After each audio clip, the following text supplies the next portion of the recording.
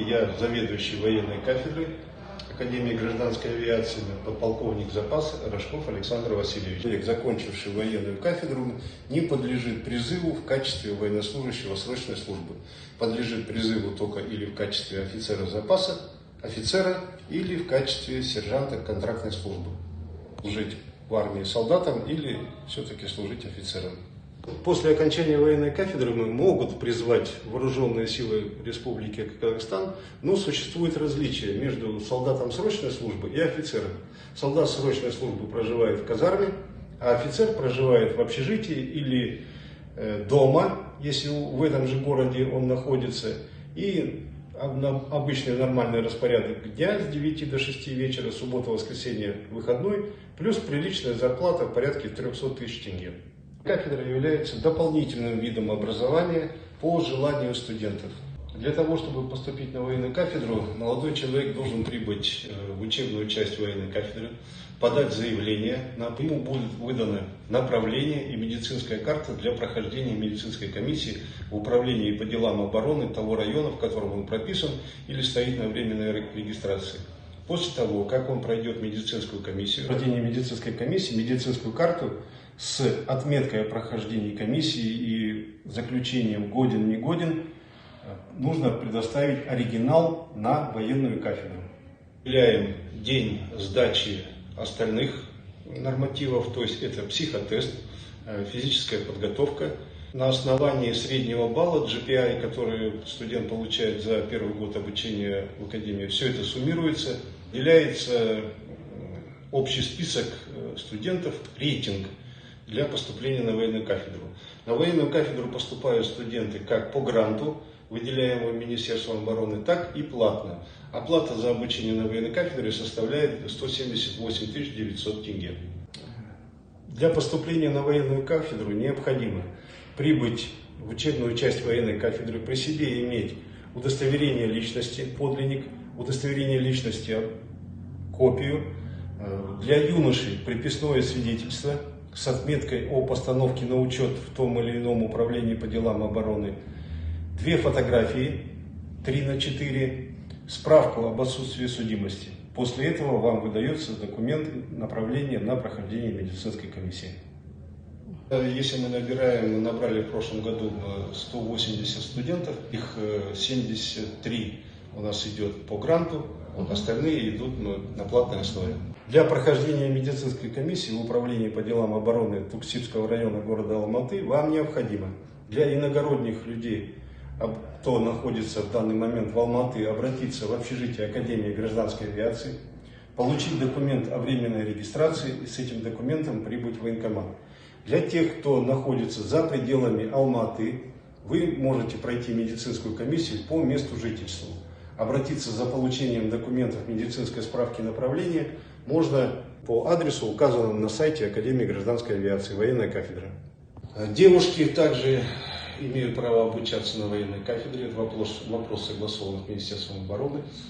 Поступают на общих основаниях, что и юноши. Если у нас получится так, что девушки более подготовленные, чем юноши, то мы больше будем набирать девушек, но меньше набирать юношей. Девушек сейчас девушки больше подают заявления, чем юноши. Все летные специальности девушки, одна техническая специальность девушки и одна специальность для сержантов запаса, это специалисты по эксплуатации и ремонту авиационного оборудования, тоже девушки. Почему девушек больше? Я так думаю, что это все-таки идет вопрос трудоустройства. Потому что если юноши, которые поступают на работу в наши гражданские организации, авиационные организации, на первом этапе у них, как правило, зарплаты где-то порядка 80 тысяч тенге. А поступая служить в армию, это, во-первых, социальное обеспечение, это предоставление жилья. Оплата, если не собственное жилье, то съемное жилье, оплата идет за счет государства. После окончания службы также предоставляется определенная сумма на покупку жилья военнослужащим. И плюс заработная плата несколько порядков выше, чем на гражданке для молодого специалиста. Соответственно, зарплата и растет уже и в армии, когда уже молодой человек служит не первый год, ему дополнительно идут надбавки. На военную кафедру поступают студенты в возрасте не старше 24 лет, имеющие гражданство Республики Казахстан. Поступление идет после первого курса обучения в Академии гражданской авиации и после окончания колледжа, кто переходит в Академию гражданской авиации, на офицера запаса и на сержанта запаса по их желанию. После второго курса могут поступать студенты на военную кафедру только на сержанта запаса. Студентов, обучающихся по программе офицеров запаса, обучение длится в течение 2 лет. Для студентов, поступающих на обучение по программе сержантов запаса, обучение 1 год. После обучения, в конце обучения проводятся учебные сборы в войсковой части, принимается присяга, и студент считает закончивший военную кафедру. После окончания вуза студент представляет на военную кафедру диплом в 3 экземплярах, и на основании собранных им документов формируется личное дело студента, отправляется список в Министерство обороны, присваивается звание.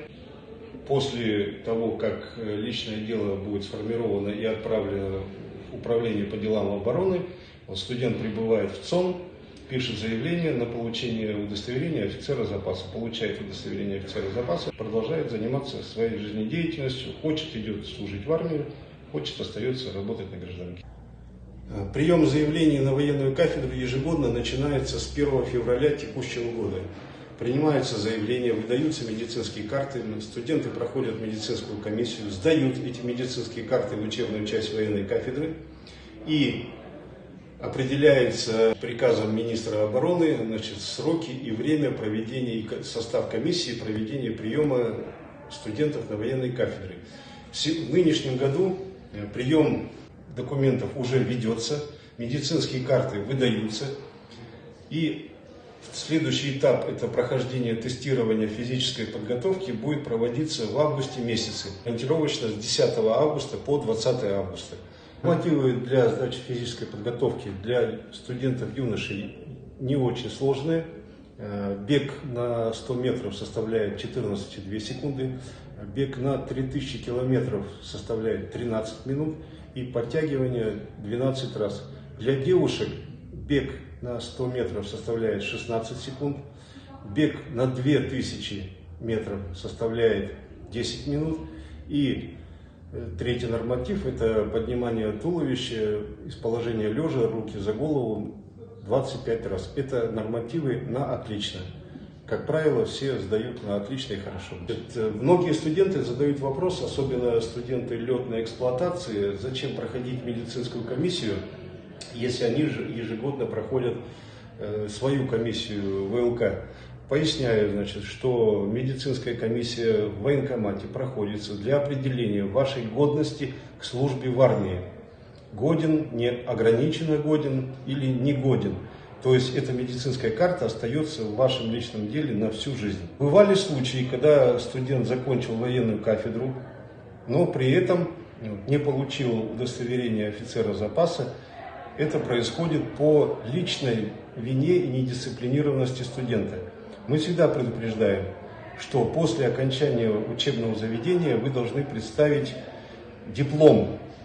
Студенты забывают об этом. Потом, когда их в военкомате призывают в качестве военнослужащего срочной службы, начинают хвататься за голову и бежать срочно. Но это делается не по желанию каждого студента, когда он захотел, тогда и сдал диплом. Это делается 1 раз в год.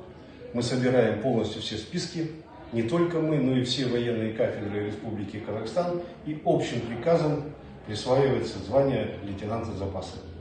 Занятия на военной кафедре проводятся методом 1 учебного дня. То есть 1 раз в неделю студент прибывает на военную кафедру. Занятия проводятся согласно расписанию, по распорядку дня. Утром построение, проверка внешнего вида обязательно. 3 пары занятий по дисциплине, которая преподается как в определенном семестре. 2 часа учебных по 50 минут – это самоподготовка, и тренировки. Тренировки по строевой подготовке, тренировки по защите от оружия массового поражения, воспитательная работа и кураторская работа. Если студент отчислен с военной кафедры, может быть восстановлен на военной кафедре, если он в течение 1 месяца устранил все свои недостатки и был восстановлен в учебном заведении. Если студент был отчислен с учебного заведения и восстановил свои все долги только через полгода или через 3 месяца, восстановлению на военной кафедре этот студент не подлежит. Если студент отчисляется с вуза, уходит в другой вуз, соответственно, здесь он отчисляется с военной кафедры, и в другом вузе на военной кафедре он уже восстановиться не может.